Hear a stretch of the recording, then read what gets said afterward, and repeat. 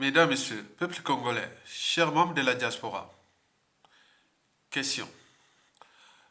Les procès contre les victimes du dictateur Denis Sassou Nguesso en France, le tyran et sa France Afrique sont-ils déboutés? C'est tous les questionnements. Le saviez-vous que historiquement, le dictateur Denis Sassou Nguesso et sa France Afrique furent presque intouchables en France? Par exemple, les France africains blancs, souvent des nationalités françaises, travaillant pour le compte du dictateur Denis Sassou Nguesso, avaient libre cours de l'injustice faite aux Congolais, au pays comme dans la diaspora, en France, en toute impunité. Mais lorsque les victimes ou leurs victimes, c'est-à-dire les victimes du dictateur Denis Sassou Nguesso et de la France-Afrique, dénoncèrent ces injustices, historiquement, ce fut dans les médias, maintenant aujourd'hui dans les médias et réseaux sociaux. Et vous le savez que dans 2 cas sur 3, ces forces africains-là nous intentent souvent en procès, en justice, soit pour diffamation ou pour menaces en tout genre. Par exemple, au cours de ces 10 dernières années, en France, les défunts Marc Mapingu, Léon de Makanda, etc. N'oublions pas les survivants de la dictature qui sont là dans la résistance contre le dictateur. On en a vu Harold Gassé Samba de Brazzanos. Oui, il s'est retrouvé devant la justice ici.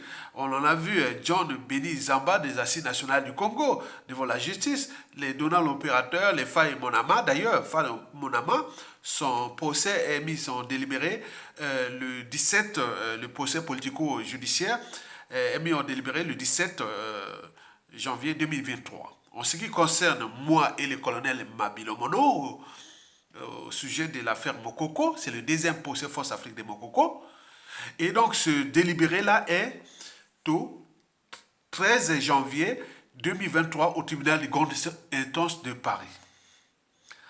Parfois, je me questionne, tout le monde se doute et se questionne souvent, est-ce que les Congolais vivant en France ne seraient pas devenus comme au temps de l'apartheid en Afrique du Sud ou des droits civiques aux États-Unis, où la plupart des résistants à l'apartheid et tout ça, il y avait des procès à la querelle. Donc nous sommes un peu pareils. Donc tout le monde au niveau des réseaux qu'on appelle les réseaux intellectuels, politico-intellectuels et autres, on se demande, parfois on se questionne quand on en discute. Donc on analyse ce qui s'était passé pendant l'apartheid et aussi aux droits civiques aux États-Unis.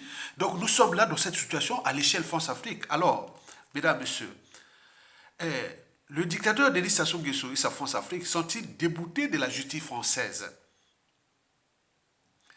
De mon point de vue, la réponse est à la fois oui et non. D'abord non, et pourquoi? C'est pour 3 raisons. La première raison est que la justice française reste,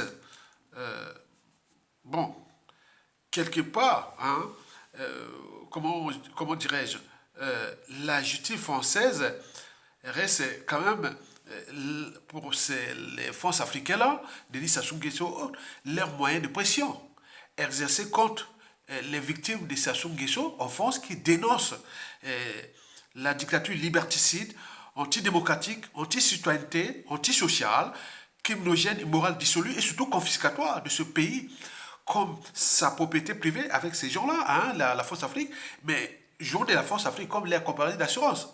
On est bien d'accord? Donc on dénonce l'injustice, le vol, le pillage de notre pays. On a bien de le faire. Mais là, une fois qu'on dénonce ça, et on chope les procès. La deuxième raison pour laquelle la justice française, voilà, toujours peut-être qu'ils ont la justice française comme moyen de pression, bien entendu. La deuxième raison, c'est que la France, quand même, reste au premier rang occidentaux où la plupart des Congolais là, les victimes, les résistants ont des procès à la queue leu. On est bien d'accord. Bon, faisons la lecture de ces procès au cours de ces 10 dernières années à l'échelle occidentale. Prenons aux États-Unis. Nous avions constaté de tous les résistants, pourtant on partage les mêmes informations à travers les différents réseaux, canaux, médias, réseaux sociaux et autres. Mais aux États-Unis, au cours de ces 10 dernières années, on n'a pas eu de procès contre les résistants. Et pourtant on partage les mêmes choses. Ils sont partagés pour les réseaux. Les résistants, les victimes, il n'y a pas. Au Canada, pareil. En Grande-Bretagne, au Portugal, en Espagne, en Italie, en Suisse, en Allemagne, en Belgique, aux Pays-Bas, au Danemark, en Suède et en Norvège. Rien du tout. Mais, paradoxalement, c'est en France que nous avions décompté déjà plus d'une trentaine de procès. J'en ai déjà chopé 3 à mes années de France. Ce que j'ai eu comme procès ici, c'est que des procès France-Afrique. Et donc, vous imaginez, c'est à la fois logique et contradictoire à la fois. Pourquoi logique? On est en zone France-Afrique, ce sont les moyens de pression. Et contradictoire, puisque, bon, ben, il faut se demander, est-ce que la France cautionne tel... voilà, donc c'est ça. Pourquoi ces procès qu'on fonce? Pourquoi ces fonds africains sont dénoncés par des Congolais qui sont aux États-Unis, au Canada ou en Grande-Bretagne, ils ne les attaquent pas. Dès qu'on fonce ici, la même information, vous attaquez pour la même information, dénoncez la même information, on fonce ici, c'est le procès à laquelle... Mesdames, Messieurs, peuple congolais, chers membres de la diaspora, la troisième et la dernière raison pour laquelle Denis Sassou Nguesso et sa France Afrique ne sont pas déboutés de la justice française, c'est-à-dire que Denis Sassou Nguesso est encore là au pouvoir. Bon, vous le savez qu'il reste encore le pion, la pièce maîtresse de la France-Afrique et par constellation de la France. C'est pour cela qu'il y a de moins en moins de Congolais qui osent encore dénoncer les dégâts occasionnés par la France-Afrique sur différentes échelles, au pays comme dans la diaspora, où on risque de choper un procès en diffamation ou pour menace, voilà, donc souvent au pénal. Mesdames, Messieurs, peuple congolais, chers membres de la diaspora, question. Denis Sassou Nguesso et sa France-Afrique sont-ils déboutés de la justice française? Certainement oui. Et pourquoi? C'est pour 2 raisons. La première raison il faut se dire que malgré les assauts de la France-Afrique, on en a vu depuis Chirac jusqu'à nos jours, malgré les assauts de la France-Afrique auprès du parquet, il faut se dire que la justice française résiste à ces assauts-là. Donc, elle reste indépendante malgré ces assauts. Donc, elle reste indépendante du pouvoir politique et économique. La preuve est que moi, en 2014, je n'avais partagé les informations dans tous les réseaux, comme on partage les réseaux, les informations dans les médias, réseaux sociaux. Ça concernait une association qui travaillait au Congo-Brazzaville, qui voulait remplacer l'éducation nationale, moyennant des finances. Donc, ça avait donné beaucoup d'argent. Et l'information fut diffusée dans les médias, réseaux sociaux. Et j'en ai partagé. 1 an après, même 8 mois après, je me retrouve le 25 avril 2015 au Vésinet. Et ce jour-là, je vais subir, juste au prélèvement génétique, que je menace les intérêts de la France, d'Afrique et autres. Vous avez vu, j'en ai parlé dans plusieurs vidéos. Et la femme commandante s'est énervée et tout ça. J'ai dit non mais c'est pas possible, moi pour rien. C'est tout le monde qui a partagé ça. Je l'ai partagé. Oui mais vous avez appelé aussi. Oui je l'ai appelé, j'ai dit c'est moi à la femme là. Que bon, le rôle de informatique ou d'internet c'est l'éducation nationale. Mais pourquoi une association qui travaille au Congo, qui moyennant les finances du Congo, alors que ces finances là on devait payer les enseignants et autres. Mais pourquoi vous faites ça? Là ça devient les intérêts. Et donc on m'a appelé les tests, les prélèvements génétiques. Mais vous imaginez, le juge, je ne sais pas si c'était des notaires ou du Versailles, il a dit laisse tomber, il n'y a rien. Et la policière était en colère. Et vous voyez déjà ça. Donc la justice, quelque part, on n'est plus au Moyen-Âge, au temps de l'Inquisition. hein, et compagnie. On est arrivé même à la liberté de conscience en 1905 ici en France. On peut encore continuer. La justice française, je vous ai fait beaucoup de débats sur l'évolution de la justice française depuis le Moyen-Âge, en passant par la Révolution française et jusqu'à nos jours. Et donc, nous, on est bien informés, on est bien intellectualisés sur ce dossier. Et ce jour-là, bon, j'étais tranquille, mais je pensais déjà à un procès politico-judiciaire. Mais or là, la justice a dit non. Donc on peut en multiplier les exemples depuis les résistants qui ont été intentés en justice soit pour diffamation ou menace ou tout compagnie.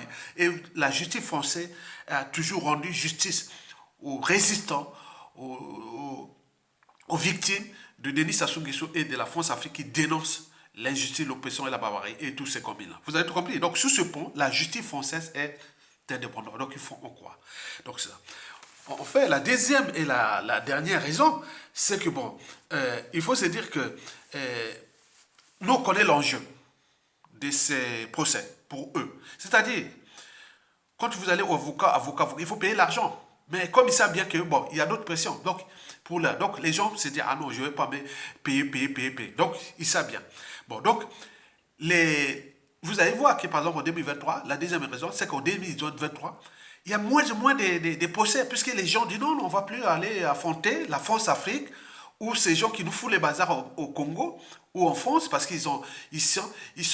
ça soit à donner beaucoup d'argent, ils font du flicage, ils sont dans toutes les administrations françaises, ils ont des moyens des coups bas et coups tordus, les sbires, les menaces et tout compagnie. On a tiré sur un général ici sur les balles, on a envoyé des colis empoisonnés, mais si on vous met tout ça, vous allez où? Au procès. Donc les gens disent non, on va plus là-bas. Donc si bien que la plupart des affaires sensibles, on l'envoie dans les résistants du pays anglo-saxons, qui est les gens France-Afrique ici, comme on en a eu le procès, qui a attaqué en Angleterre, qui a attaqué aux États-Unis, qui a attaqué là-bas, même plus en France. En France, ce sera des choses un peu là. Donc, on a trouvé des stratégies d'adaptation.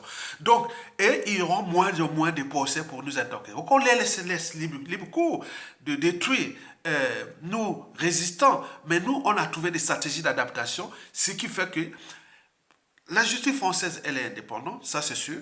Deux, nous avons trouvé des stratégies d'adaptation. On les laisse faire, hein, voilà, mais on archive, on voit tous les trucs. Mais c'est dangereux cette affaire-là. Pourquoi c'est dangereux? Parce que, écoutez, la continuité de l'État, tout ce qui se soit fait, les mêmes méthodes que les mêmes, voilà, les mêmes causes que les mêmes effets, hein, les mêmes effets que les mêmes causes, inversement. Hein, l'histoire a tendance à se répéter. Sassou Nguesso tombe et tout ce monde-là. Mais qui va prendre le Congo? Ce sont les résistants, les victimes aujourd'hui. Qui sera à la place de Jean-Domingos Kemba? Qui sera à la place de tout? Donc, le gouvernement, les institutions, les rapports entre la France et le Congo, que ce soit du point de vue politique, diplomatique, géostratégique, des renseignements et autres, ce sont des victimes. Demain, qu'est-ce qu'il fait? Il va dire, moi, si je suis encore en vie, moi, la première des choses, c'est demander qu'est-ce qui s'est passé sur ma fiche qu'ils ont fait en France, pourquoi j'ai subi ça. Et qu'est-ce que je vais interpréter ça? Je serai obligé de rendre du temps, ça sera peut-être de nouveau des accords, des accords majeurs, des accords secrets. Ce qui fait que la situation de la France après Sassou Nguesso reste d'être potentiellement, structurellement problématique, puisque la plupart des résistants qui ont déjà subi ça, qui sont en France, et d'autres sont au pays, et autres. Donc on en voit. Donc ce sont des contentieux historiques. Ce sont des dossiers sensibles des accords majeurs.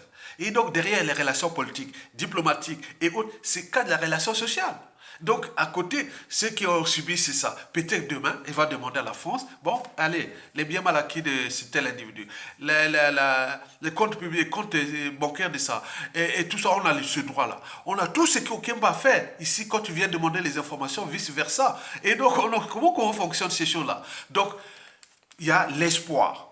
Parce que ces gens-là vont subir et la France sera obligée de coopérer par rapport à ce que les uns et les autres vont demander. Qu'est-ce qui s'est passé? Pourquoi on a chopé tel procès? Pourquoi il y avait ça?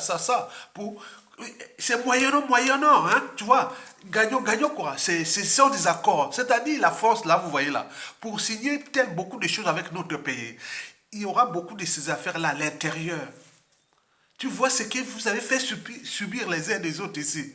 Donc, voilà, il est ministre des Affaires étrangères ou Premier ministre ou la CIA congolaise ou le FBI congolais ou tout. Donc vous comprenez ce qui va se dessiner. Et c'est les perdants, ce sont les Sassou Nguesso là. Et nous pourrons même utiliser la même France-Afrique contre ces gens-là. On connaît comment ça fonctionne. Donc, ils jouent à un jeu dangereux d'intorter toujours les gens en procès, en procès, en procès.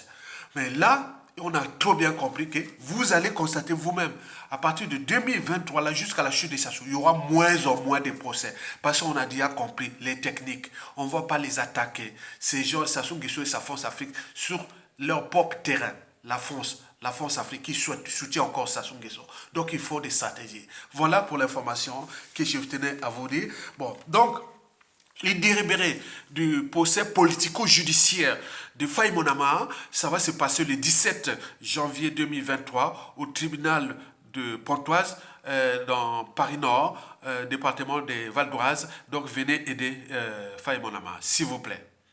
Et le mien, ça sera le 13 janvier 2023 au tribunal grande instance de Paris. Et donc nous sommes là pour la lutte. Mais il y a un qui tombe, il y a un qui se réveille. Mais vous savez, ces choses-là, celui qui blesse ou tue peut oublier, mais celui qui porte les cicatrices n'oubliera pas. Donc parmi nous, c'est vous de 97% qui sera dissipé à tout instant aux affaires. Que ce soit moi, que ce soit ceux qui sont derrière moi, la famille, les concons et les amis et autres. Donc même s'il est disparu, c'est comme ça. Donc la lutte continue. Donc on a passé sans lutte, il n'y a pas de justice rendue à l'individu et encore moins à un peuple. Donc vivement le combat, rejoignez la résistance et les sens de la solidarité. C'est ça qui nous manque.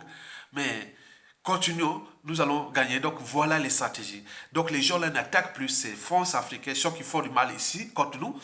On les voit, on sait qu'ils ont des formations ils nous fliquent, hein, ils ont les moyens, ça soit avoir payé beaucoup d'argent pour nous fliquer ici en France, en Occident.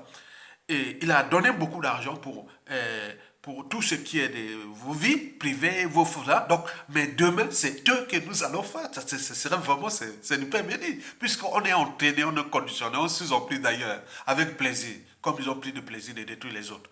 Donc, comprenez bien que la fin de Sassou Nguesso et ces gens-là vont faire ça. Parce qu'ils vont faire ça.